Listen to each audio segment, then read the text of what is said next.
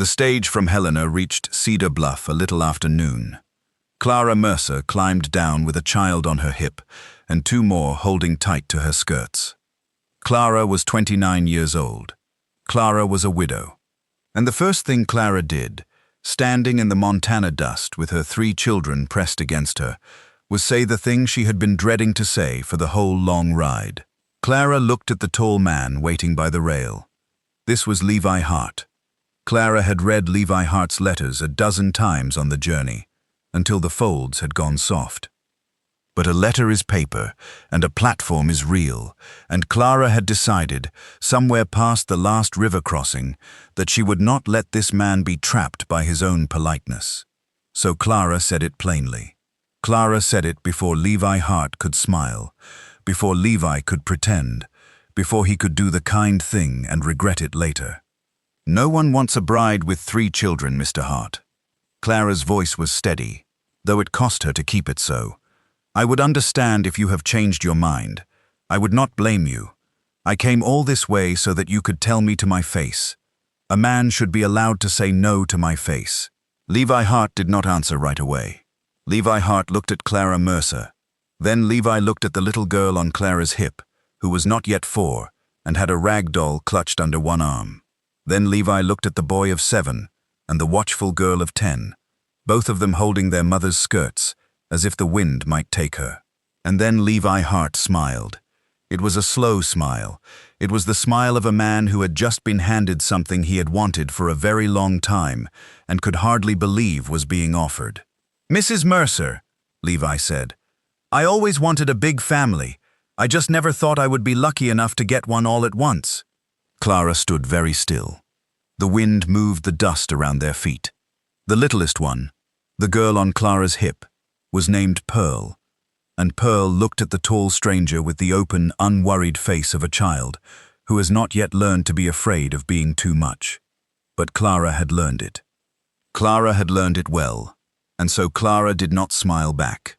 "I want you to understand something, before this story goes any further. The hard part of this story is not what Levi Hart said on that platform. Levi said the kind thing, and Levi meant it.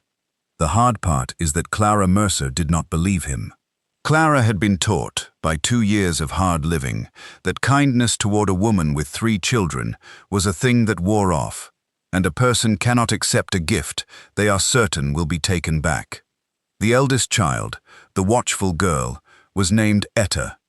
Etta was 10 years old, and Etta had her mother's habit of bracing for the worst. Etta looked up at this Levi Hart, and Etta did not loosen her grip on her mother's skirt one bit. The middle child, the boy, was named Caleb. Caleb was 7, and Caleb was already looking past the man at the horses tied by the rail, because Caleb was 7, and horses were horses. Levi Hart reached for Clara's trunk, which was the only trunk, because 3 children and 1 trunk was the whole of what Clara Mercer owned in the world. "Let's get you all out of this wind," Levi said. "It's a fair ride to the place. The little one looks tired." And Clara let him take the trunk, because there was nothing else to do. But Clara kept her arms tight around Pearl, and Clara kept her chin up, and Clara waited for the moment this kind man would remember what he had agreed to. To understand why Clara Mercer could not believe a kind word, you have to know what the last 2 years had done to her. So let me take you back, gently, before we go forward.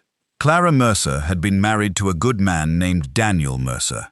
Daniel and Clara had lived in a small town in Ohio, in a house that was not large but was warm, and they had 3 children, and they had been, for a time, ordinarily and quietly happy. Daniel Mercer worked at the mill. Clara kept the house and the children. It was a small life, and it was enough. Then a fever came through the town. It came in the winter, the way fevers did, moving house to house down the lane. The fever took the old and it took the young, and that winter it took Daniel Mercer, who was 31 and strong, and should have lived to be old. Daniel went from well to gone in 9 days. I want you to remember that fever. Remember how fast it moved, and how helpless Clara felt watching it. That fever matters later in this story, more than Clara could have known. After Daniel Mercer died, Clara was a widow with 3 children and very little money. Daniel had left some small savings, but small savings do not last long when there are 4 mouths and rent and a winter to get through. Clara took in sewing. Clara took in washing. Clara did everything a respectable woman could do, and it was not enough. And Clara watched the savings go down like water in a cracked jar. And here is the thing that hardened in Clara during those 2 years. It was not the work. Clara could work. It was the way people looked at her 3 children. The landlord looked at the children and saw 3 more reasons the rent might come up short. The few men who came around, after a respectable time, looked at the children, and Clara could see them counting the cost, counting the years. Clara watched a man's face change at her own table once, when Caleb knocked over a cup, and Clara understood, in that one changed face, exactly what she was now worth on the open market. A widow alone might be a prize. A widow with 3 children was a debt. So when Clara saw the advertisement, she almost did not answer it. The advertisement had been placed by a rancher in Montana Territory, a man seeking a wife, a man who wrote that he had a good house and good land and was lonesome on it. Clara read that advertisement 4 times. Then Clara wrote a letter, and in the very first letter, in the second line, before anything else, Clara wrote the truth. Clara wrote, "I am a widow, and I have 3 children, a girl of 10, a boy of 7, and a girl not yet 4, and I will not come without them, and I will not pretend they are less trouble than they are." Clara wrote that on purpose. Clara wrote it to scare the man off early, where it would cost nothing, rather than late, where it would break her. And then Clara waited for the silence that always came. But the silence did not come. What came was a letter back from Levi Hart. And Levi Hart's letter did not mention the children as a problem at all. Levi wrote about the land. Levi wrote about the long winters and the good summers. And at the end, almost as an afterthought, Levi wrote one line that Clara read so many times she could say it with her eyes closed. Levi wrote, "A house with children in it is the only kind of house I have ever wanted, so do not think you are bringing me trouble. You are bringing me the very thing I have been short of." Clara did not believe that line either. Clara thought it was a thing a lonely man writes to fill a page. But Clara was out of savings and out of time, and Montana was far from the changed faces of Ohio, and so Clara packed her 1 trunk and took her 3 children and came west to find out what a line in a letter was really worth. Now I will tell you about Levi Hart, because Clara did not yet know any of this, and it matters. Levi Hart was 34 years old. Levi had grown up in Missouri, in a house full to the rafters. Levi had been one of 7 children. 7. The house Levi grew up in was never quiet. There was always a child crying or laughing or underfoot. Always too many at the table. Always noise. And Levi had loved it, the way you only understand you loved a thing after it is gone, because the house did not stay full.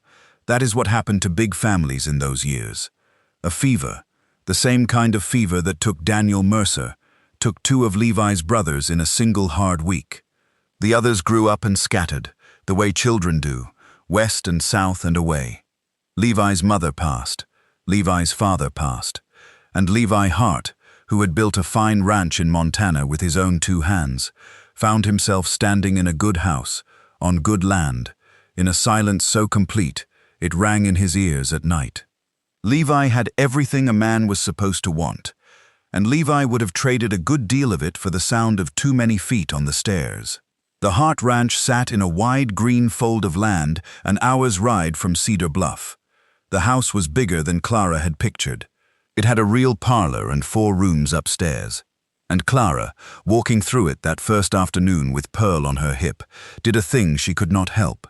Clara counted the rooms and thought, "There is space here for us to be small in. There is space here to stay out of his way." Because that was Clara's plan. In those first weeks, Clara's plan was to make her 3 children disappear. Not unkindly, But Clara had decided that the way to keep this arrangement alive was to make the children as little trouble as a family of 3 children could possibly be. Clara hushed Caleb when Caleb got loud. Clara kept Pearl in the kitchen, underfoot of no one but herself. Clara had Etta help with the chores until Etta, who was only 10, looked tired in a way a child should not look. Clara was trying to prove that her children were not a cost. And the strange thing, the thing Clara did not see, was that her trying was the only thing in that house that made anyone unhappy. Levi Hart noticed it within the week. Levi noticed that the boy Caleb went quiet and stiff whenever Levi came into a room, like a boy who had been told 100 times not to bother the man. Levi noticed that Clara swept Pearl out of the parlor the moment Levi sat down, as if a small girl with a rag doll were a thing that needed apologizing for. And Levi noticed that Etta, the watchful one, watched him the way you watch a dog you have not decided is friendly. It was Caleb who broke the careful quiet first, and it was over the horses. Caleb was 7, and Caleb had been staring at the horses since the platform, and one morning Caleb could not stand it anymore, and slipped out to the corral while Clara's back was turned. Clara found the corral empty of her son, and her heart went into her throat, and Clara ran out calling Caleb's name, already braced for Levi's anger, already composing the apology. But there was no anger to apologize to, because there was Caleb sitting on the top rail of the fence, and there was Levi Hart standing beside him, and Levi had his hand on the neck of a gentle old bay mare, showing Caleb how to let a horse smell your hand before you touch it. Levi was not angry. Levi was talking low and easy, the way you talk to both a nervous boy and a nervous horse, and Caleb was listening with his whole body. Clara stopped at the corner of the barn. Clara watched, and Clara did not know what to do with what she was seeing, so she said, too sharply, "Caleb, you mustn't trouble Mr. Hart." Levi Hart looked over at Clara then, and Levi said a thing Clara would turn over in her mind for many nights. Levi said, "Mrs. Mercer, a boy who wants to learn horses is not trouble. A boy who wants to learn horses is the best company a man can keep. Let him be." And then Levi went back to the mare and the boy, and Clara stood there with her apology still in her mouth, unused, not knowing where to put it. Pearl was the next to cross the careful line Clara had drawn. Pearl was not yet 4, and Pearl had a rag doll named Button, a soft, worn thing with one button eye, the doll Pearl had carried down off the stage that first day. And one evening Button's loose arm finally gave way and tore at the seam, and Pearl wept the bottomless, end-of-the-world weeping of a very small child who has lost the only thing that is wholly her own. Clara was upstairs with Etta. It was Levi Hart who was in the kitchen when Pearl's doll came apart, and Clara, hurrying down the stairs at the sound of crying, stopped on the bottom step. Because there was big Levi Hart, the rancher, the man with hands like saddle leather, sitting at the kitchen table with Pearl's torn rag doll and a needle and thread, sewing Button's arm back on. Levi's stitches were big and clumsy. Levi had clearly never sewn a doll in his life, but Levi was doing it, slow and careful, with Pearl leaning against his knee watching, her tears already drying, perfectly sure that this large, quiet man could fix anything. Remember Pearl's doll. Remember Button and the clumsy stitches Levi Hart put in that little torn arm. That doll comes back at the end of this story, and when it does, you will want to remember this kitchen, and this needle, and this man who did not know how to sew, but sat down and tried anyway. Etta was the hardest. Etta was 10, and Etta had watched her father die, and Etta had watched the changed faces in Ohio same as her mother had, because children see far more than grown people credit them with seeing.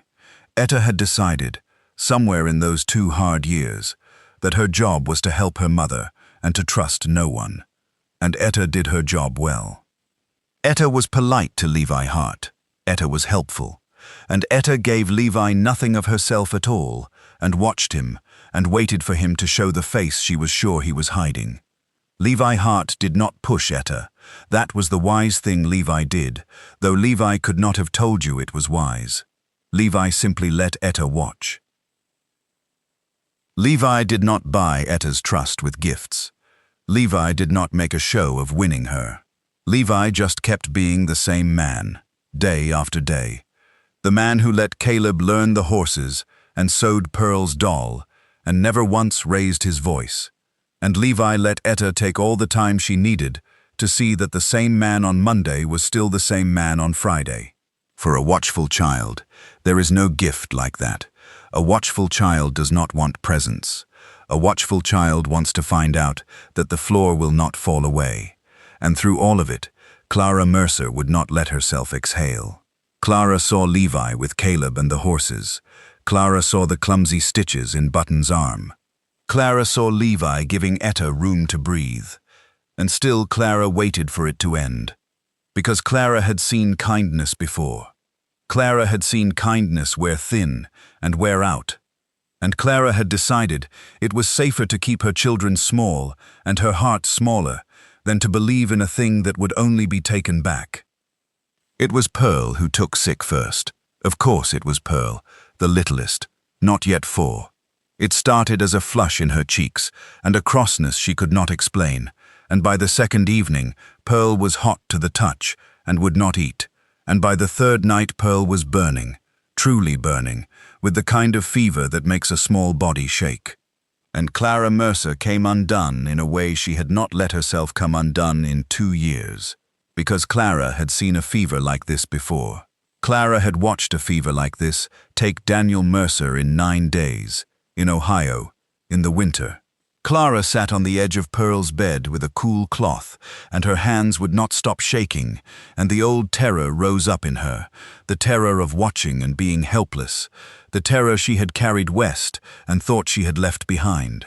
Levi Hart heard Clara moving in the night and came to the door. Levi took one look at Pearl, flushed and shivering, and one look at Clara's white face, and Levi did not say a single soft, useless thing. Levi said, "I'll ride for Doc Pierce. It's a hard hour in the dark, but the mare knows the road." And before Clara could even answer, Levi Hart was pulling his boots on. Now here is where Clara's fear and Clara's hope ran straight at each other in the dark, because a small, cruel voice in Clara, a voice 2 years in the making, said, "Now he sees. Now Levi Hart sees what a ready-made family truly costs. A sick child in the night. A doctor's bill. A fever that might run through all 3 of them. Now," the voice said, "Levi will start counting. The way they all start counting." Clara almost wished he would. It would have been easier to lose this thing now than to keep hoping, but Levi Hart did not count. Levi rode the hard hour to Cedar Bluff in the black dark and brought Doc Pierce back before dawn. And when Doc Pierce had seen Pearl and said it was a bad fever, but a child's fever, the kind that breaks if it is watched and cooled and kept, Levi Hart did not go to bed. Levi sat up. Levi sat up the rest of that night, and the whole of the next day, and the next night after that, taking turns with Clara at Pearl's bedside, wringing the cloth, talking low to the little girl when she fretted, carrying her to the window when she wanted to see the stars. On the second night of watching, with Pearl finally sleeping a real sleep, and the worst of the fever turning at last, Clara Mercer sat across the small bed from Levi Hart in the lamplight, both of them gray with tiredness, and Clara finally asked the thing she had been holding. Clara asked it in a whisper so as not to wake Pearl. Clara said, "Why are you doing all this? She is not yours. None of them are yours. You could have a wife with no children at all. Why would you sit up 2 nights for a child that is not yours?" And Levi Hart looked across the sleeping child at Clara, and Levi was too tired to be anything but honest. "Mrs. Mercer," Levi said, "I had 2 brothers die of a fever like this one. When I was a boy, I remember my mother sitting up just like this. I could not do a thing for my brothers. I was too small. I have carried that my whole life." Levi looked down at Pearl. "I can do something for this one. Do you understand? You think these children are a thing you are asking me to carry. They are not. They are the thing I have been waiting to be allowed to carry." Remember the fever that took Daniel Mercer in Ohio? The one I told you to hold on to.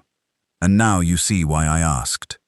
Because the same kind of fever that had taken Clara's husband and taken Levi's brothers when Levi was a helpless boy had come again. And this time it did not take.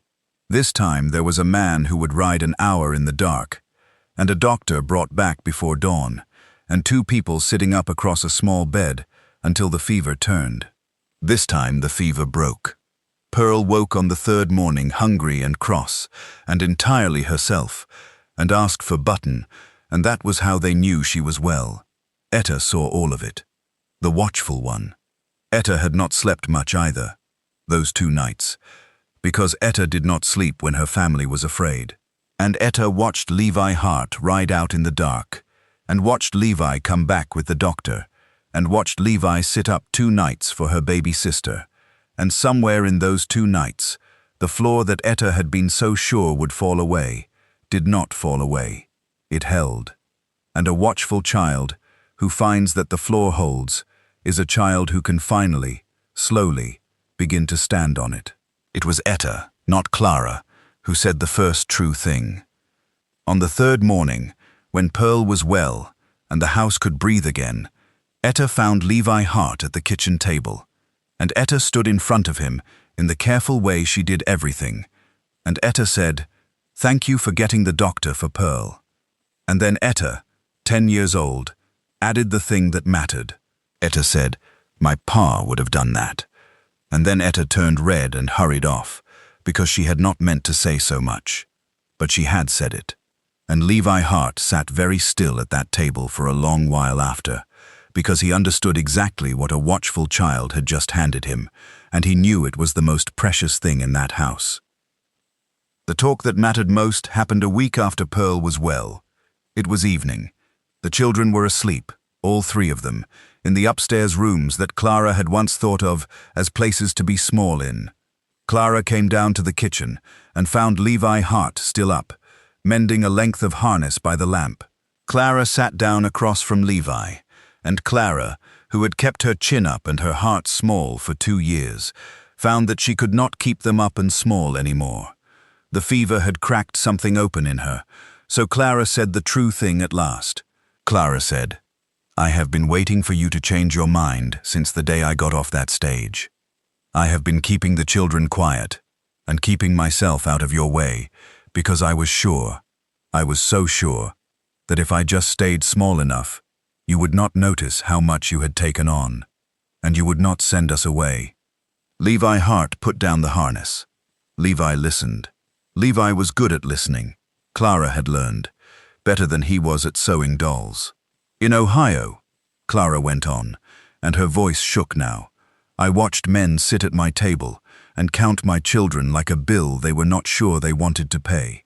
I watched their faces change, and I learned that a woman with 3 children is a thing the world treats as too much, not as a gift, as a burden a kind man might shoulder for a while and then set down. I came here believing that about myself, Mr. Hart. I think I still believe it. I do not know how to stop." And now Levi Hart told Clara the whole of it. Not the short version from the letter, the whole of it. Levi told Clara about the house in Missouri with 7 children in it, and the noise, and the too many at the table. Levi told her about the 2 brothers the fever took in 1 week, and his mother sitting up just as Clara had sat up with Pearl. Levi told her about the others scattering, west and south and away, and his mother passing, and his father passing, and the day Levi realized he was standing alone in a good house, on good land, in a silence that rang. "I built all this," Levi said, and he looked around the quiet kitchen, and every nail I drove, I was thinking it was for a house full of people, and then the house was finished and there was no one in it but me. Do you know what that is like, Mrs. Mercer? To get the thing you worked for and find the people it was for are all gone, or grown, or never came. Then Levi Hart said the words that Clara Mercer would keep for the rest of her life, the words she would repeat to Etta and Caleb and Pearl when they were grown, and asked how it had all begun. Levi leaned forward in the lamplight, and Levi said, You keep telling me you brought me 3 children, like it is a debt I am too kind to refuse. I need you to hear me, Clara. You did not bring me a burden. You brought me back the only thing my money and my land could never buy. You brought the noise back into my house. You brought feet on the stairs. There is not a man alive who wanted your 3 children more than I do, because there is not a man alive who has been as lonesome in a full-sized house as I have. It was the first time Levi had called her Clara and not Mrs. Mercer. Clara noticed. And Clara, who had not cried in front of anyone in 2 years, who had kept her chin up through the fever and the funeral and the cracked jar of savings going dry, finally put her face in her hands at that kitchen table and wept. Not from sorrow, from the terrible relief of setting down a weight you have carried so long you forgot it was a weight. Levi Hart did not reach across the table and grab at her, the way a lesser man might. Levi waited, and when Clara had cried herself quiet, Levi said one more thing, plain and steady. Levi said, "We can be married proper whenever you are ready. No sooner. But I would be obliged if you would stop keeping those children quiet on my account. This house was built for noise. Let it be noisy." And Clara Mercer laughed, a wet and broken and real laugh, and Clara said yes. Not just yes to the marriage, yes to the larger thing, yes to believing it, which, for Clara, was the harder yes by far, and the one that had taken a fever and 2 sleepless nights and a man sewing a doll to finally win. Clara Mercer and Levi Hart were married in the little church at Cedar Bluff that autumn, with all 3 children standing up front, which the minister said was the first wedding he had performed where the bride arrived with her own row of family already in the pews. Caleb learned the horses. By the next summer, Caleb could saddle the gentle old bay himself, and Levi Hart told anyone who would listen in town that the boy had a natural hand, and Caleb glowed under it the way a boy glows when a man he loves is proud of him. Pearl grew, the way the littlest ones do, fast and sideways, and Pearl followed Levi everywhere, and Levi let her, even when following meant underfoot, and Etta, the watchful one. It took Etta the longest, because trust that is hard won is trust that holds. But there came a day, near a year on, when Etta called Levi Hart something other than Mr. Hart. Etta did it quietly, without ceremony, the way Etta did everything. Etta just said, "Pa, the gates come loose again," as if she had been saying it her whole life. And Levi Hart had to turn away and look hard at the gate for a moment before he could answer her, because his eyes had gone wet, and a man does not like to let his oldest girl see him cry over a loose gate. Remember Pearl's rag doll, Button, with the arm that Levi sewed back on with his big clumsy stitches that first week? That doll lasted years. Pearl carried it until she was far too old for dolls, and the clumsy stitches in its arm never came out, because Pearl would not let anyone fix them properly. When Clara once offered to sew the arm neat, Pearl, who was older by then, said no. Pearl said, "Leave it. Pa sewed that. That's how I know it's mine." And Clara left it. Of course Clara left it. The house was never quiet again. There were feet on the stairs and spills at the table and too many voices at supper. And Levi Hart, who had once stood alone in a good house in a silence that rang, would sometimes stop in the middle of all that noise and just listen to it, with a look on his face like a man hearing music. Clara saw that look more than once. And every time Clara saw it, Clara remembered the platform at Cedar Bluff, and the dust, and the dread, and the things she had said before he could be kind. No one wants a bride with 3 children. And she remembered what Levi Hart had answered, the words that turned out to be the truest words anyone ever said to her. "I always wanted a big family. I just never thought I would be lucky enough to get one all at once."